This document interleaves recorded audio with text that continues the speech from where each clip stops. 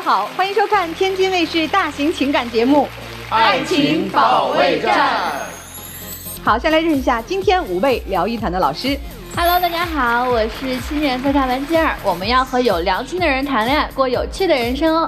大家好，我是曹鹤阳，情感生活遇烦恼，打开电视看爱宝。观众朋友，大家好，我是严品红。顶级浪漫不是霎时的花火，而是把名字刻进彼此的未来。大家好，我是新唐米娜，祝大家相爱容易，相处不难。大家好，我是曲伟。婚前看缺点，婚后看优点，这放大镜啊变成望远镜，日子才能过得又甜又远。希望大家都有又甜又远的好日子啊！是。但今天来到我们现场的这2组嘉宾，他们的日子是遇到了点问题啊，来一起认识一下他们。来，请开门。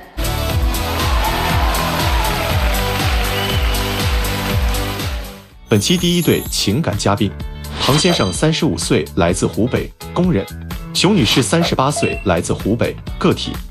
他们遇到了怎样的情感困惑呢？你觉得你们的婚姻出现了什么问题？有这个想法，为了孩子，也为了我自己。本身我们2个之间的矛盾并不大，主要是2个家庭之间的矛盾。我是很犹豫的，为了让孩子有一个完整的家，但是他和他的家人让我难以忍受。我都能包容他的贪玩和不上进，他还这么傲娇。我曾经全心全意的为了他们家，换来的不是认可，而是无端的指责，真的让我心灰意冷。所以2位今天来到我们现场是谁要来的呀？是我要求的。我们是4年前。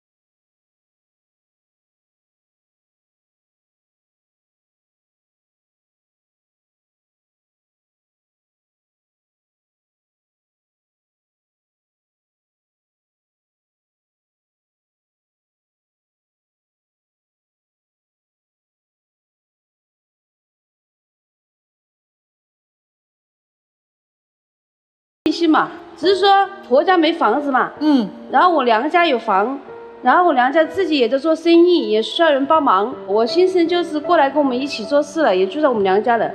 那先生当时你就住到岳父岳母家，等于帮岳父打理生意哈？对。那个时候还算融洽吗？刚开始的时候还好，我们俩刚结婚的时候去他们店子里帮忙做生意，然后他们家没有车，是我提出来，我说要买个车。他爸妈说家里没有那么多钱，我就叫我爸妈当时拿的钱出来，先帮忙垫的，就是把车买回来先做生意。那个车一直用到报废，都没有说把买车的钱给我们。去进货的情况下，他们家里拿出来的钱给我去买货都是不够的。比如说要买10万的货，他就给个3、5万起步了，叫我自己想办法去把货弄回来。你们赚的钱呢，分给你吗？1分都没有。但是我们生活开支都从这个店里拿的。赚的钱也是你从你们的企业里边、你们的公司里边拿钱来照顾你们的小家。但是丈夫手里不过钱。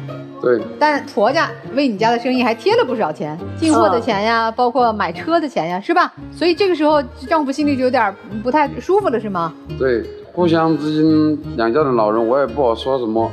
我跟他家里人，包括他提这个事的时候，他们家里人对我就是一句话：你吃的喝的用的都是我的。是因为他们家的人也都比较强势。我刚开始是一心一意为了那个家在付出，可能到后面慢慢的就感觉我是应该的，让他们产生了一点优越感。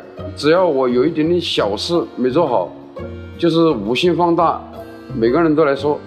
但他们有什么事没做好，我就一句话都不能提，稍微提一下，那就又是一家人来攻击我一个。我在家里的情况也是这样子的，我做错一点事，我爸妈也是把我骂了狗血淋头。不，那你老公做错事了，你爸妈指责他的时候，你有没有安慰他吗？我没安慰他，我也是一起指责他。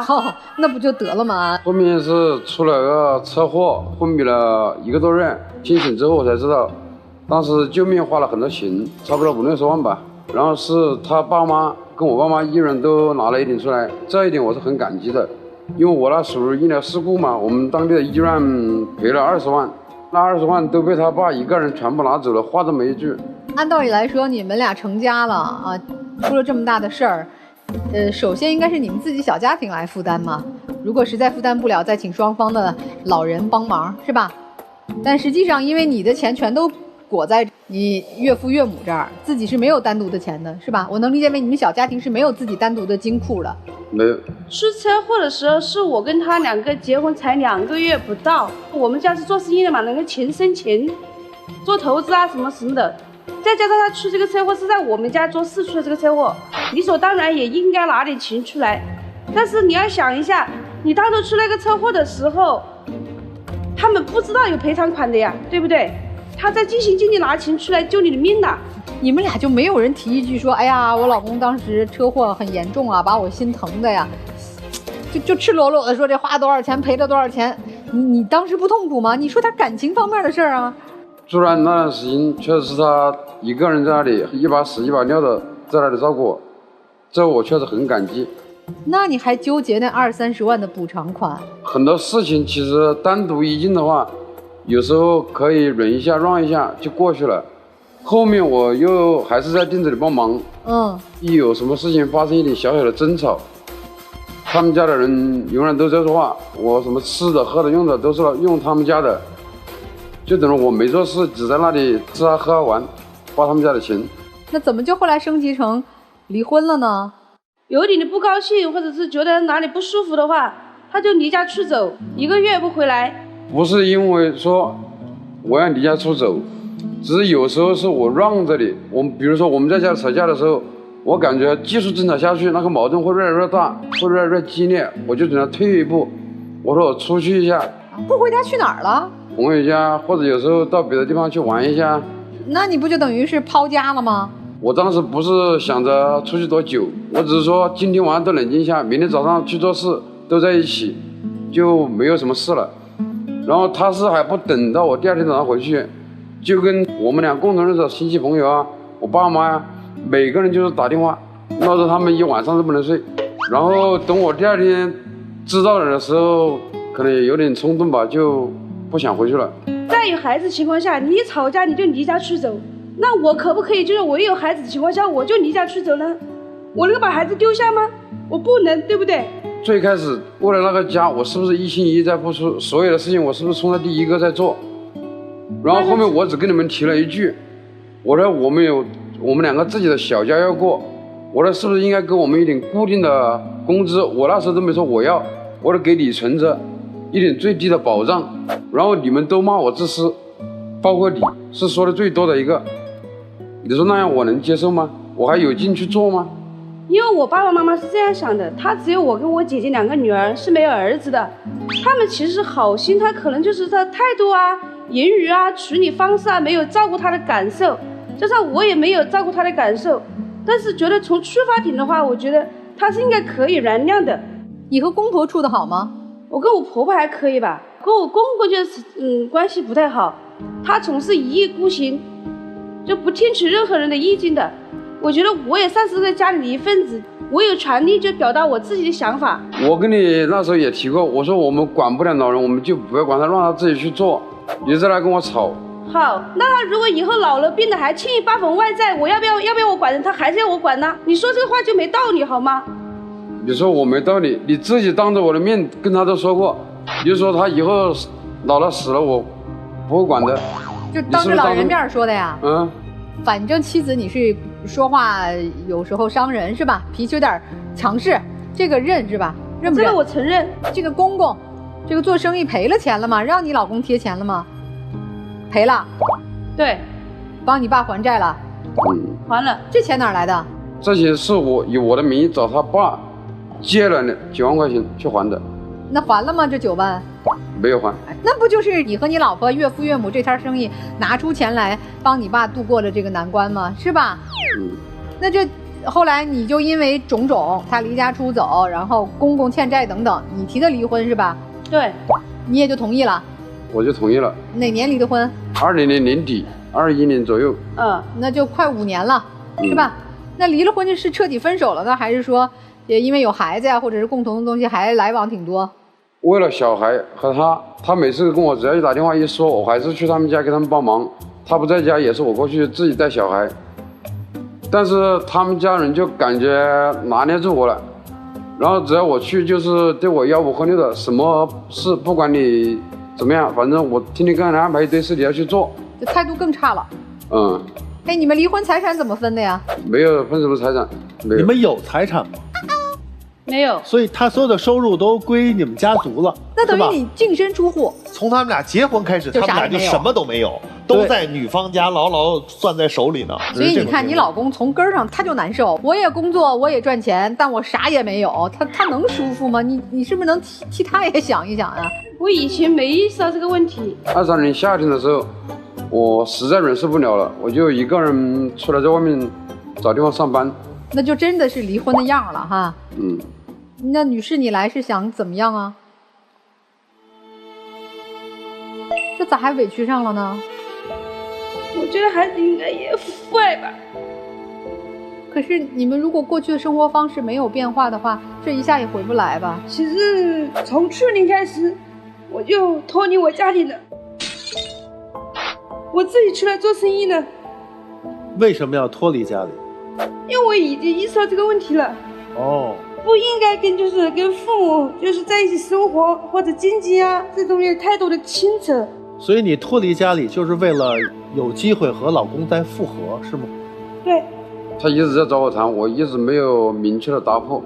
他就说你现在一个人在外面上班也辛苦，小孩在家里也想爸爸在一起，也确实是我做父亲的做得不好。那你怎么想的呀？因为他们家的人那种态度，我已经感觉没有很大希望了。那如果妻子真的是真心实意，而且付诸行动，就是脱离了原生家庭，自己想和你还有孩子过一家3口的小日子，无论从经济上还是住房上还是情感上，如果他真能做到呢？他能做到不代表他家庭能做到，再结合在一起也是一个大家庭。所以你现在是犹豫呀，还是拒绝了？为了小孩呢，我也想考虑作为自己呢，我也想拒绝。综合下来，你对复婚这个的心理犹豫的比例占多少？差不多60-70%这样。当初他因为不愿意做你们家的工具人，所以离婚了。现在你却希望他给女儿来做工具人吗？如果这一切不是基于爱，为什么要用婚姻来绑住一个男人？只是为了女儿吗？他受伤害太多了。那么你爱他吗？你想跟他好好过日子，不是只把他当成管女儿的一个工具。对。那你说怎么就在他真正离开家之后，你发现了他的珍贵和值得爱的地方啊？其实大部分时候都是比较依我的，他脾气大体上是很好的，只是吵架的时候有点暴躁。他脾气好，他依着我，所以咱俩复婚吧。人家不想再依着你了，依着你很痛苦。所以以后的话，不要跟我父母再牵扯在一起，然后大家一起有商有量，包括公公婆婆欠的债，我也想帮忙还。丈夫，你觉得妻子说的这个是真诚的吧？我现在对这些事不是太相信。就像现在，你是因为不相信他，还是因为不想放弃已经到手的自由？我愿意来这个舞台，就是不想放弃他。你又不相信会完全摆脱他们的家庭，对吗？对这个前夫究竟为什么还在抗拒哈？那前妻又有什么样的方法？到底能不能换回这个心已经被伤透的男人？那听听老师们的建议吧啊！我有一个疑问，就是大哥，就是你这2年靠什么生活呢？自己在外面上班。你现在自己的一个财务状况是你觉得还比较 OK 的是吗？是比较还行的，起码很平稳。所以你是不愿意再去打破你现在的这种平稳？也不是说我不愿意打破，主要是我对他家庭的顾虑太大。如果你们俩复婚的话，这大哥是可以继续干自己工作的，对吧？可以，但是我不建议。但是如果他实在想的话，我还是尊重他的想法。你凭啥不建议呢？那个复婚跟不复婚也没啥区别呀。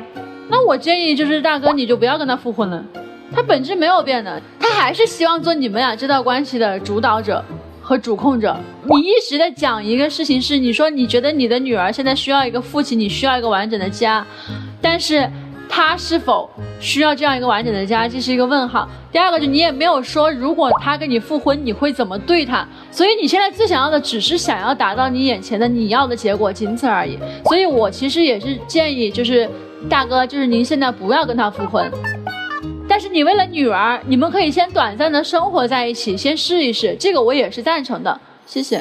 实话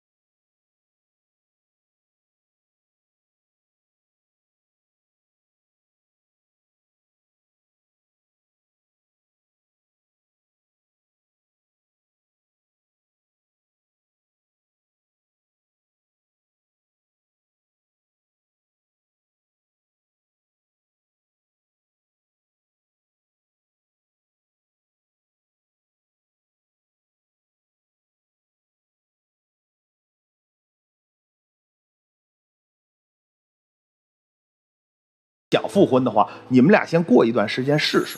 哪有啥感情啊？你俩有感情吗？当初也没太有，现在更没有。简单来讲，你现在穷了，你当年靠着娘家有钱，他还愿意跟你结婚，你现在又穷，脾气又不改，人家跟你复婚，为啥呀？我这话说的难听点啊，我说话难听是因为我觉得你们之间我还多少听出了一丝丝亮光，就是说起当年他那个车祸，我一再追问的情况下，他说当年你也是不吃不喝，什么一把屎一把尿的伺候他，那个时候还是有夫妻情谊在的。当说出你们小女儿在爸爸不在的时候就很任性淘气，爸爸回来了情绪稳定，说明这个爸爸对女儿至少多少还是有一份爱的。我唯一全场看到这儿就这么2个小小的点是带着温暖和情感的，是2个有人情味儿的人说出来的话，其他时间全部都是冷漠，全部都是无情，全部都是铜臭。我问你先生，如果你前妻现在说我跟我爸分家了，我带着我爸1半家产出来创业了，你回不回来？你麻溜回来，咱拍拍胸脯说对不对？对。可是对呀，他穷了吧唧出来了，你回去又没自由，还得看他脸，他又改不了脾气，你肯定不愿意回来吗？但是这么多年的共同抚养孩子、共同面对生活的情谊，你俩都没有吗？我觉得不会吧，你俩真是同林鸟，离了谁都找不着下一个他。你也知道，除了你前妻和女儿，愿意和你成为一个家，共同面对风雨，没人要你，或者难度太大。于是你也一样啊，除了这个曾经愿意啊，这个男人，谁跟你一起接你这烂摊子呀？谁受得了你那强势的父母呀？跟他们干了20年了，分家1分不给，把你们轰出来。除了这人，谁跟你呀？你俩现在只能抱团取暖。什么叫取暖呀？拿出温暖来才能取暖呀。你俩都那冷漠，想从他身上得到温暖呀，得不到。你们俩要没情就各过各的，把孩子照顾好。你们俩还愿意为了曾经那一点夫妻恩爱之情，就拿出温暖来，别老盯着那点钱了，太难听了。您不希望他在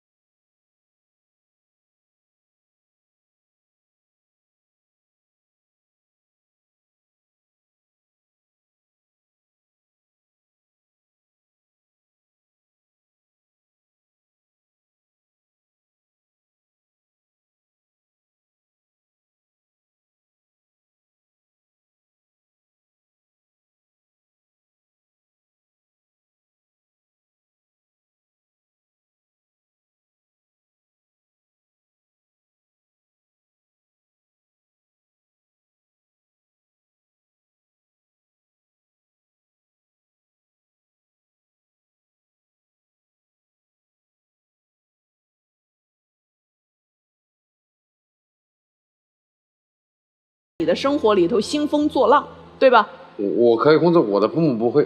对呀，但他的父母控制不了。但是他可以控。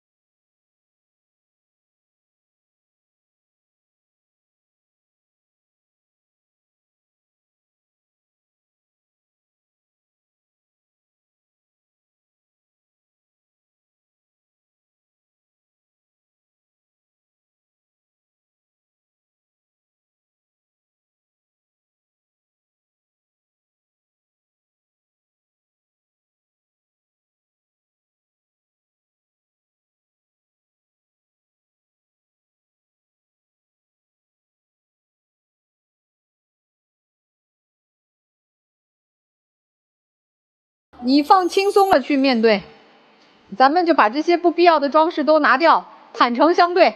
好。所以其实我为什么要你这个状态？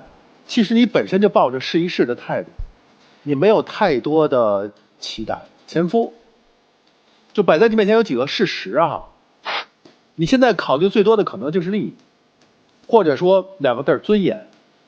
失去的尊严你要怎么拿回来？但是我想让你明确一个问题，这个女人我分明是看到她对你是有爱的，几年前的这场车祸她对你不离不弃的守护，在2年前她顶着多大的压力她离开了这个家族，在现在她把所有的面子都放下了，可能唯一一个面子就是我是为了孩子来的，这是她的最后的一个面子，她也放下。他在过程当中，我仔细观察他的表情，几次无奈，几次看你，深情的看你，那都是感情，但他说不出来。他已经在做改变了，他的改变是为你在一起，他不太善于表达，但他的表情的状态说明了一切，他已经在坚持了。他应该是在严老师说到一半时，他已经那个脚受不了了，但他还在坚持，为什么？为了对你的情感。你在外面有没有别的人不知道，但是这么真心对你的人一定是没有，这你也很清楚。所以我们放下那些所谓的面子吧，过去的这些事情吧，包括别人至于我们的干涉吧，现在就是你们两个人的事情，也没有孩子什么事情，就是你们两个人还愿不愿意再试一次。如果不愿意，这扇门可以不出来，但是我们别后悔。好，两位也去思考一下吧啊，我们听听这对夫妻的故事。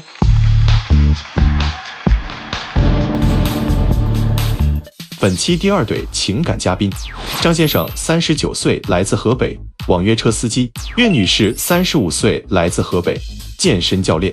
他们遇到了怎样的感情问题呢？你觉得你们的婚姻出现了什么问题？我受不了我婆婆住在我家里，她太偏心了。我妈都那么大岁数了，为什么非逼她自己生活呢？我理解不了。我和她妈妈吵架，她从来没有帮过我，还和我动手，我真的太失望了。老人都那么大岁数了，都被她气出心脏病了，我怎么可能会帮她？这个玉女士觉得家里问题特大。对，那你先来说。首先是我要求来咱们这个节目的，因为我已经半个月没有回家了。是他把你气走了，还是你主动走了？我可没气他。不是他一个人，是他一家子。我们是从结婚之前谈恋爱的时候，矛盾就已经有了。但我觉得我心还挺大。当时我和他谈了1、2年了，然后准备结婚嘛。结婚的时候，是不是男方应该出一套婚房？正不正常？条件允许就可以出。条件允许呀。刚认识他的时候，他还比较能挣，他经常贴补我婆婆，就是给他钱嘛。他是有的。我那个时候就跟我婆婆说，我说妈，那我们都要结婚了，您帮我们付个首付吧，我都没有要求全款。然后呢，我婆婆就说不行，有钱没有，不能买，因为我老公有赚钱的能力。我小叔子没有，他要把这个钱留给我小叔子，以后结婚、娶媳妇儿、买房子。反正直接拒绝了你们的要求。对，那你也嫁了是吧？因为我看上他了呀。哎，那这不就算是好事儿吗？婆婆偏心眼儿，但咱儿媳妇心胸宽广呗。嫁了，然后房也买了，自己买的，是我父母买的，也是付了个首付是吗？对，然后月供是我们2个人在还，所以那个时候心里就不满意了，但是看上这男人了，也就这么着了，就这么过了是吧？对。当时我是挣钱的，因为我手里也有钱，这个首付钱是足够的。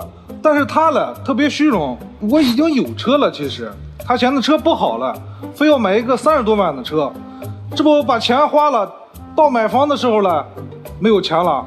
他找你要这30万买车的时候，你知道你后面马上还要付一个房的钱吗？这个我没有考虑。所以你以为你掏了这30万出来买了这个车，你后面就可以不买这个房了，是这样吗？对呀，反正我钱都已经给他花出去了，钱就这么多。紧接着是什么？拆迁。好事，人家有一套小平房，然后正好在我们婚后的第3年要拆迁，给了2套楼房。那我说感情好呀，2个孩子别管男女，肯定是一人一套。我婆婆说什么？你们有房，就不给我们，她自己留一套，然后给我小叔子一套。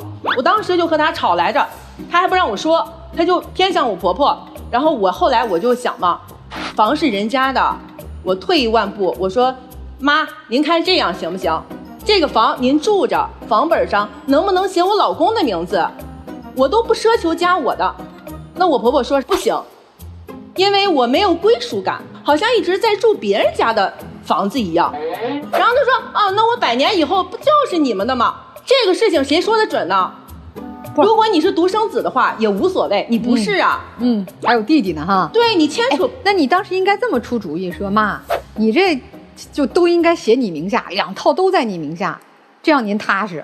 那人家我小叔的媳妇儿还不干呢，肯定的。反正就可着你一个媳妇儿欺负呗。是，特别委屈。不是，其实这是有原因的。您说。因为我弟吧，我那会儿也小，家里都忙，没人看他，我看他。就有一次不小心，他就摔到那个开水锅里了，就把脸上这样和胳膊上、身上都烧伤了。到现在他就是想干什么都没人要他，送个外卖还得戴上口罩，反正特别困难生活。哦，那这可以理解，对，照顾一下弟弟。对呀，所以我和我妈就是对他比较歉疚吧，在家我俩都是比较宠这个弟弟。后来又出什么问题了，让你们就来到这儿了呢？这不是房子下来了吗？我小叔子他要结婚嘛，我婆婆，你既然那么偏心你小儿子，你大包大揽，那你自己揽好了。你结婚时候为什么要让我们出5万块钱呢？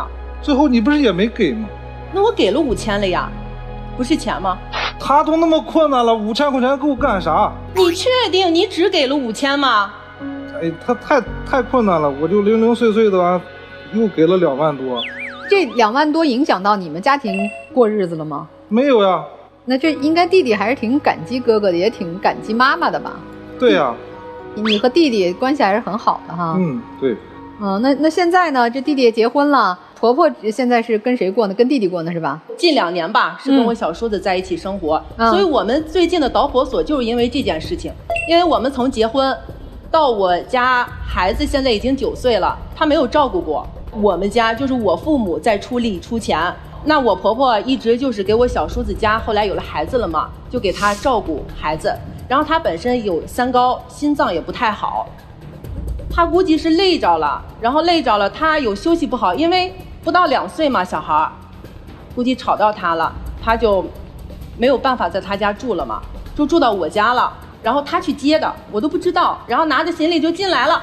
那我一看这架势，我说这肯定不是住2、3天，我说这是要常住啊！我当时我就恼了，然后我就开始和他在那儿叫。然后这个时候有我老公了，说你是长子，你就应该承担起赡养我的责任。不应该吗？你有这个义务，怎么就应该了？那你赡养我赡养什么？住我家里干嘛？然后他就把我推了，他推倒我了，从来没有跟我动过手。那他推你的时候，你婆婆说啥呀？我婆婆在床上哭的呢，经常这样，特别苦情，特别能演。这是啥时候的事儿啊？就是这半个月前。所以你出来了是因为婆婆来了？对，她当天进去的，我当天出来的，然后她把我推倒了，主要是。我为啥推你？你自己说了啥？你不知道？我当时嘛，就是也激动，那情绪就在那儿了。我就说，你总是说你特别苦，从小一个人带的兄弟俩，特别的不容易。然后我就怼他嘛，我说其实不是这样的，我说是你想找没有人要你。你说这话多难听了。他这么大岁数了，心脏病都气出来了。这话是难听了啊！对，换我也推。那他们也有错呀！啊，这一码归一码，咱不能以暴制暴是吧？那你老婆搬出来咋办呀？忠孝难两全了是吧？现在其实他在家特别的强势，太强势了。我也想不强势呀，我也想在家相夫教子呀。哎，你让他说两句，他咋强势了？我是个网约车司机，其实天天都挺累的，他就不让我抽烟。哦，你说连我那么累了，连根烟都不让我抽，而且还罚款。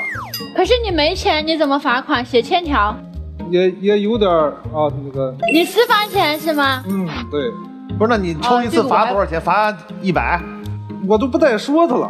他这个人比较双标，去他们家跟他们家亲戚或者他的朋友啊啥的去一块吃饭啥的，抽烟的时候让他发现了，他就罚500。一根500，你能靠罚款致富的渠道。不是，你要在家自己抽呢？我在家不敢抽，我去外面吃饭喝酒回来，闻着烟味儿，就得罚1000。你不给他呗？说我没抽。不给，他就一块闹3上吊嘛。你挨过揍吗？没有，对吧？没挨过揍啊。咱是君子动口不动手的哈。你就光对叨叨他是吗？对，我只是要告诉他。不能这样，要么你就给钱，反正你现在不给钱，我从别的地方也能扣。你是真的不想让他抽烟，还是就想罚款？我真的是为了他好。你不是说从别的地方也能扣出来吗？他特别喜欢钱，你不喜欢吗？我也喜欢啊，但是他也可以这样克扣我呀，我没有什么把柄呀，对不对？还有就是，我是认为这个事情，如果你做不到，咱们再去说做不到，他两面3刀的，他当面同意哦，可以不抽，然后就被我发现了。那如果他打头就跟你说不行，这我戒不了，必须得戒。你看对吧？你这不叫两面3刀啊，这只能说要不说这没完没了了。抽个烟都这么大的惩罚力度，那要在其他事情上产生分歧呢？那你也有问题呀！啊，看他现在这个脸，经常就是甩冷脸。最长的时候就是弄不弄就不跟你说话了，不理你。你的脸热不？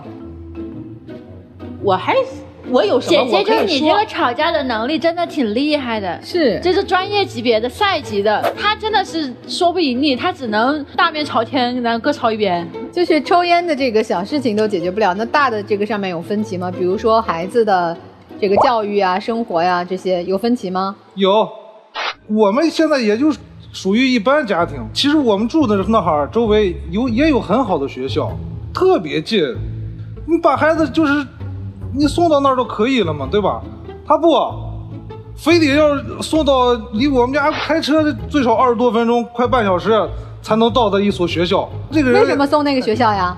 就是一脚油门的事儿，你为什么这么多事儿呢？就从幼儿园开始，那我就觉得在自己能力范围内，应该就给孩子相对好一点的生活条件，还有教育。所以要幼儿园的时候，我就把他送去很远的嘛，就离家。然后但是小学的时候，他非要在我们家楼下，我说不行，一定要去最好的。他送了以后，他也不管，天天我接送。那你开网约车，这不是这就该你接吗？太远了。除了妻子强势之外，你对他还有什么意见吗？当然有，你像他是一个健身教练嘛，他是男女会员都接。其实我觉得你接女会员都行了嘛，你非接那男会员。接男会员嘛，多少就是肢体上啊，稍微有接触呀啥的。这个也倒不要紧，而且最主要是他还老发朋友圈，让我的朋友啦或者我们家亲戚看着了，我多没面子了。那不是就是做广告宣传自己的学员多吗？而且没有问题才广而告之呢。其实我也不想这样，你完全我可以不工作，可不可以？那你呢？二位现在谁的收入更高一些？我。能翻出1倍吗？可以。哎呦，所以他说这个，所以嘛，对，人家也没毛病，人家横也有道理。我八卦一下啊，以前你做生意赚钱的时候，他是这个态度吗？啥时候变的呀？就自从我的就是开那个店黄了以后，在家没得干了，是吗？他就变了。对。那我刚认识他的时候，有上进心，有自己的车，有自己的牛蛙店。然后收入也还不错，那现在呢？店关了，难道你就什么都不干了吗？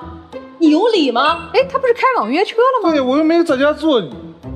就那个收入特别不稳定，和他说过，我说要不要去开个面馆，他说不行，怕赔。我说行，那你去学个电工吧。电工如果你网上考那个证儿，我是了解过的。我说你可以去考一个，不行，我都30多岁了，万一我干不了怎么办？就各种敷衍你，他就觉得特别安于现状，握个方向盘往那一坐一天，着急抽根烟也是说就是眼下找不到更好的工作机会，愿意去努力赚钱的一个方式。他没有努力过，对，他就是太虚荣了。这个都能说虚荣？是不是你觉得他开网约车的实际收入跟你预判的收入不太一样？如果他努力的话，他会挣的比现在还多。那是肯定的。还是你觉得他不应该开网约车，他可以干更好的工作，就像之前开饭馆一样。对，尝试一下。您今天来的诉求是什么呀？让他开餐馆。让我婆婆离开我的家。然后就是有点上进心，要不日子咋过呀？没法过了，孩子越来越大呀，需要的钱越来越多了。你考虑离婚吗？考虑过，如果你一直是这样的话，也没完全有可能。这确实是从你们结婚前就有一些冲突哈。对加上你之前还赚钱比较多，也就当时这个小火苗没煽起来。现在咱经济条件也不行了，这婆婆越来越需要你的照顾了哈。对，加上财务上确实有些不公平。当然你们是照顾这个身体有微恙的弟弟哈，但他不是你弟弟的亲姐姐哈，人家觉得没责任和义务。你说这事儿怎么解决？我是可以再出去努力，再出去赚钱，但是他必须给我的母亲去道歉。你考虑离婚吗？现在？如果他给我妈道个歉的话，就不道歉，就让你妈走。你是要他道歉，还是你妈妈必须留下来？我妈必须留下来。如果他不让他妈走，你现在准备跟他离婚吗？其实我是心里面有数的，我是有方案的，但是我不知道他们同意不。啥方案？你说出来啊！什么方案说呀？可以沟通。就是可不可以给我婆婆在我们同一个小区租一个房子？因为她说嘛，就是我婆婆家现在离我家有点远，不方便照顾。在同一个小区给他租一个房子，这照顾他。谁出钱呀？出钱的话，可以我们和小叔子一人一半。我弟哪有钱啊？你看对吧？就没钱了。来，咱们拢一下。就是婆婆不是有自己的一个房子吗？把那个租出去，然后租金补贴她现在新租的房子，这行吗？可行吗？老太太不同意。我估计，那房子空着干嘛呀？就空着。那有点欺负人了，这钱咱都出，力咱都出，这不能都可着咱健康的人全出啊！我妈身体不好嘛，她就是想让我离得近近的，对呀，照顾她一下。那你就把她的房子要不租出去这样，你给她租个房子，你搬出去，你妈不就需要你吗？那要不这样，你去跟你妈住，你照顾老太太，你这边开车路过家里踩一脚，该干什么干什么，收拾完了晚上回去照顾老太太，有事就回去，反正你白天干活嘛，你带着孩子在家住呗，好主意，又省钱了。然后你天天开车全程跑，远近其实没有，你在那边接活不也一样吗？对，你可以妈妈家吃午饭，老婆家吃晚饭。我肯定是不行啊！你看对吧？为啥呀？你为啥不行啊？我觉得好合理哦。不是和守活寡一样吗？有男人和没男人一样，晚上自己睡嘛。他还可以陪你睡，早上再一脚油门去他妈妈那儿。照顾他妈这事人左右不了，但是你能左右他。你太太提出这个建议，你愿意吗？上次把我妈气的。你妈行吗？我回去商量。她现在这个问题吧，就是因为她生病才和我们住。她为什么不愿意租那个房子呢？是因为她特别爱干净，她忍受不了，她把房子租出去。那现在至少要有一个探讨的方案，问题要解决，但核心是你们要审视一下你们自己的感情。这10几年走到今天，又是经济的问题，又是婆媳关系，你们俩夫妻之间，你们觉得爱还在吗？虽然我挑剔，但是感情还是有。你既然爱他，你说他优点吧。优点也是有的，比如就拿接送孩子，因为我工作有时候忙，然后他在家里会承担家务，还是有责任心的哈。还有就是有这么一个事儿，是因为我有一段时间1年多吧，得了一个血管炎，然后我需要吃激素，然后我就到现在长了20斤。他那个时候跑前跑后特别照顾我，没有嫌弃，他还是关爱你的哈。对，和以前一样，没有变过，所以还是个值得托付的男人。单从我俩来说，还，好，那再说说缺点。愚孝，最大的问题。对，没有边界感，就是怎么样都可以对待我婆婆和我小叔子这件事上，不听取我的意见。好，先生，那给你机会先说他缺点吧。他的缺点就是说话太难听、太难听、太强势了，我真的是，唉。优点呢？他也算是比较讲道理的，就这点优点。你说他讲道理的话，等于变相承认他说的都对。那不是，那我就说错了。不是，其实我理解他就没啥优点。他想说的是，虽然他对我妈、我弟弟这样做有意见，但是这么多年来还都是听从了我们的了。说房子不写我的名儿也就没写，说给弟弟钱我睁一眼闭一眼，几万块也给了，还算是讲道理是吧？虽然嘴上叫的响，但实际上也都让了，是这意思吧？但这次人家不让了，对，眼前就是这么一个情况。其实夫妻俩本身是有感情的，但是眼前的事儿他确实剑拔弩张的，就很难去解决。那眼下这局面该怎么办？我们请大家都支支招吧，哈。我想问一下，就是你为什么就打死都不跟婆婆住的原因到底是啥？就是我就觉得我婆婆太苦情，太能装，太虚伪。为什么当时我觉得这个姐姐能够认下来他们家付首付这个问题，是因为她当时觉得其实这个男的是可以有钱来把这个钱后面给她填上的，只是她没有想到后来这个男的填不上这个钱了。因为他既然觉得他前面可以拿出那30万的钱来给他把车买了，后面他可能觉得说只是暂时，也许只是什么资金周转或者这样的问题，他没有想到他们家真的能够不付这个首付或者后面不给他。所以我觉得在这个地方的时候，他就已经有了非常深的一个积怨，其实是你把你跟你丈夫之间的问题去迁怒于了他的母亲。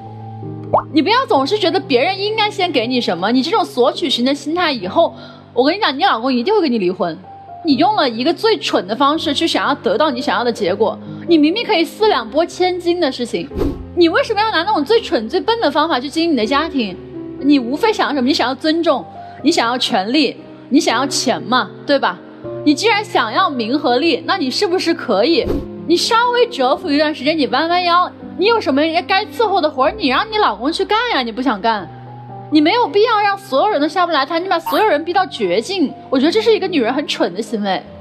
你跟他较这个劲，你拿不回来更多的钱，你拿不到房，你拿不到尊重，结果你自己搬出去了。我说那是在斗啥？那还不如不斗呢。关键你也没赢啊，你的账算错了。你老公说你虚荣，其实我觉得形容一个女人，老公能用虚荣这个词就已经很严厉了。但是如果是我要是换位思考的话，我知道他手头有这个钱，我一定先拿这个钱交首付买房子，车我可以打车，但是我一定先有个窝，然后让我婆婆出钱，妈哪怕给我买10万块钱车，老太太给10万了，老公你再掏点，或者我再掏点，咱换一30万的。你先把这家支起来，因为什么？因为你笃定男方必须掏钱买房。我是认为还是我太单纯了。不是你单纯了，是你们俩人建立这家庭的时候的计划就不对。那你告诉我，如果婆婆当时给你出了20万买首付，你们家打什么？现在这个事儿不能提的原因是因为婆婆没掏这钱，你们家出了20多万首付。但是反过来说，人家男方家是不是等于花30多万结的这个婚买的车？听到这几个事儿之后，我觉得我情理上来说，我真的挺同情你的，婆婆有点强势，但是就冲你说话这个状态、这个语境，我真的有点觉得你婆婆做的对，你太硬了。听到最后，在我们发言之前，我其实已经判定了你俩这个问题无解。如果真的想解决，必须从你这儿下手。你指着你婆婆那么大岁数了，你让她改什么？她改不了。你现在是东西也拿不到手，然后你还愣要面子，然后本来占理的事儿，你现在一顿嚷嚷，一顿输出，然后最后你面子也没有拿到，人家还瞧不起你，人觉得哎呦这人怎么这样，跟老太太较劲，哎呦哪有这么说老人？所有人都指指点点你的话，你觉得你有面子吗？咱过日子除了钱、房、车没别的事儿了是吗？没感情啊，没亲情啊，没爱情啊，人家照顾一下家里边那从小就受伤的弟弟，这100万个不愿意，那咋就把日子过得一点人情味都没了呢？就剩下那点钱味了呢？这先生你也挺讨厌的，你说你一说话就背个脸儿，你大老爷们儿就长这么高的个子，你都没能力看你媳妇儿一眼，你一点也不会哄，就会愣上硬上，老子就是孝顺，你要咋的不行你滚。你的潜台词不就这样吗？我就是赚不了太多钱，但我就是要偏向我弟弟，我就得孝顺我妈，你爱咋地咋地。本来就是耶，那行，那人家不跟你过了，你不跟人讲人情味儿，人家干嘛跟你讲人情味儿啊？是，咱心疼弟弟孝顺母亲没毛病，那媳妇儿不用心疼啊，媳妇儿不用照顾呀，媳妇儿这儿不应该讲情啊，不应该哄一哄媳妇儿，把她哄好了。所以家是讲情的地方，固然钱也很重要，物质基础也很重要，但是没有情的家，只有冷冰冰谈钱的家，那还叫家吗？所以咱想过这个日子都各退一步吧，都不愿意退那就别过了，你回家跟你妈你弟过，你带着你闺女回娘家吧，这不是都咱不想看到的吗？好吧，我说个不过的方法，就直接离了嘛，反正是房子是你们家出的首付，所以他带着他妈搬出去，因为这是你的爸妈出的钱，这房子都不属于你们，你们最多就只是还了房贷而已。即使房本写的是你们的名字，按照法律规定是由父母出资的话，这一个产权还不好界定呢。因此你丈夫也没权利住这儿，你婆婆也没权利住这儿，离了多干净，你自己带着女儿，保证没有人打扰了。这是想要的日子吗？其实我还是想过的，肯定是，但是解决不了嘛。解决得了的呀，姐妹呀，大女人要有点大女人的格局，大女人走的路数，咱就不带是那种伸手我要的，她跟你的气质不符，她就会显得整个事儿特别拧巴。如果是一个娇滴滴的姑娘站在这儿说，那你就不能够不给人家买婚房，我们也都觉得合理。但你眼睛一瞪，说那婚房可不都得男方买呀，我们就立刻有一种你这是要干啥呀，强买强卖，强行嫁，还得让别人强行掏钱的那种感觉了。本身咱挣钱现在也是比他多，能承担的东西也比他多，而对于他来讲，的确他这一生也挺不容易的，被妈妈拉扯大，从小接受的教育也就有像男人一样扛住我们这个家，保护好弟弟和保护好妈妈，这是在他的成长里头一定有的信条。所以对于他来讲，妈妈此刻需要我保护了，这个事情商量都不带商量的，也是他第一次在你面前流露出这么强硬的一个态度吧。所以你聪明一点的做法是打个迂回，告诉他房子妈住，我在楼下租一间，你和妈你们住的敞亮点，我平时工作啊，有的时候回来的晚，我进出方便，我租。婆婆一听，那怎么能让儿媳妇儿跑到外头去住啊？这是儿媳妇儿买的房子。于是婆婆提出说，我到那个租的房子去住，你们赶快搬回来。好了，完活。你这不就很顺理成章的下了个台阶吗？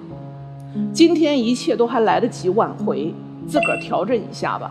然后丈夫呢，就是你也是有一种和气质不符的小动作，就是咱长得这么高大的，然后一早的时候他看中你，也是牛蛙店的老板，看上去应该很能给人提供安全感的，但现在咱表达这个情绪怎么老搞得小鼻子小眼的，动不动这样，你就何必呢？咱不要这个样子，就大大方方的，别什么我不愿意正眼看你，你的这个态度会激怒你的妻子。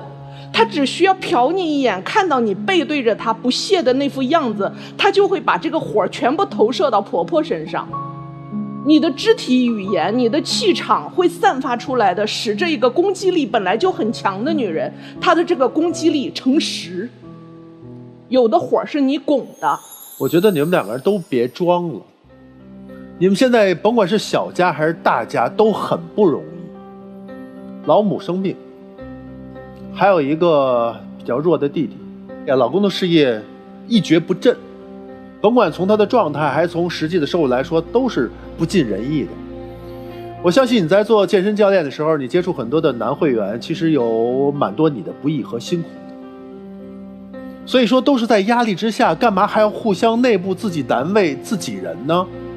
装什么强硬呢？你要真的如你强硬这般，在一开始你没要到你想要的那30万那个房的首付，你早就应该说撤。但你一而再再而三你都忍让了，他给弟弟钱你也不是不知道，但也都让了。为什么在这个节骨眼上你不让了呢？压死骆驼的最后一根稻草吧。如果他还是以前一样，他还是那个店老板的话，你不至于如此。因为现在你觉得你们的生活处处不如意，我已经退无可退了，所以你呐喊了，而且你做出一个特别不明智的举动，你搬出去了。那你想要一个坡回来的，包括你今天来到这个场所，你也是想找一个坡下的，那都到这会儿了，我们还装什么强硬呢？如果你的弟弟是他弟弟那种情况，你怎么办？如果你的孩子是这种情况，你作为母亲你怎么办？如果此时年迈的你身体就是不易的话，找到了自己的大儿子，那你面对儿媳妇如你这样，你会怎么办？他的母亲你的婆婆容易吗？当然不容易了。你真是在讲理吗？你没有在讲理，你在讲立场。但是我们从大立场来看，你们都是一家人啊，现在面临你们家庭的危机，为什么还内斗呢？你让他们低头了，你能得到什么？得到了多付出的房租，你把母亲推出去了，那其实老公的时间也推出去了，费用还要多增加，是让他弟弟承担50%，但是你们大家的钱都在损失，受益的是谁？哎，那个租户啊，对吗？打打算盘的话，你们亏了，而且问题没有解决，只是逃避了，对吗？不见面就永远不见面了，不可能的。我跟几位老师观点不太一样，我认为你们一定要住在一起，你要做姿态。婆婆的那个苦情是真的，真不容易，这么大岁数了还要帮衬自己的小儿子，自己的老大做这些努力，妈妈是感动的，但不好意思，她没有办法了。他知道他的到来会给他大儿子带来困扰，会带来战争，这不儿媳妇出去了吗？他没有办法呀，否则你让一个老人去哪里？所以说将心比心吧，好不好？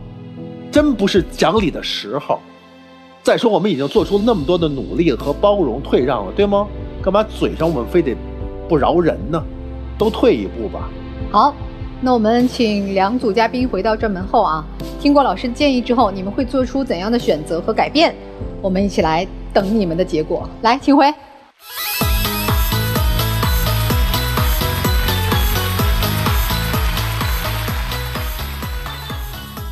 收看爱情保卫战的观众朋友们有福气了，现在就打开手机，微信扫一扫屏幕中的二维码，添加天使福利官，参与看节目抽大奖活动。我们精心准备了各式奖品，每一份都承载着我们的心意和祝福，赶快行动起来，赢取属于您的甜蜜惊喜吧！登录腾讯视频来收看我们节目的完整视频。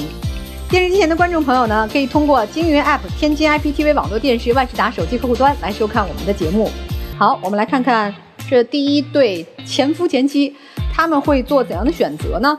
那我们这个命题啊，两位啊，不是让你们就出来就复婚，是愿意继续相处，尝试着往一起走，咱就出来。如果觉得算了吧，这日子也不好这样过哈，咱们就好好共同爱孩子，就别出来了啊！来看看他们最后的选择，请开门。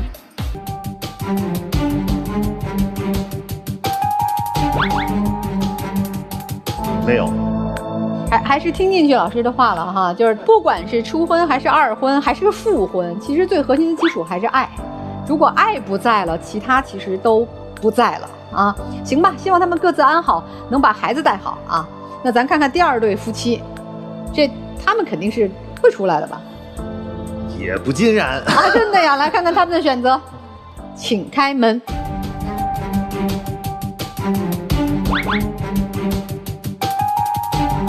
也走了。哎，这是为啥呀？哎呦，这没想到。但我觉得是这样啊，虽然最后可能他俩在这件事情上没有达成一致，但是我相信他们今天还是重新捋了一下他们曾经的过往和情感。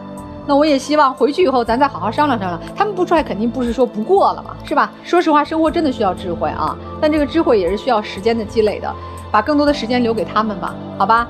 希望他们最终能找到解决问题的方法。也感谢我们5位老师今天的分享，感谢电视机前观众朋友的收看，我们下次爱情保卫战再见。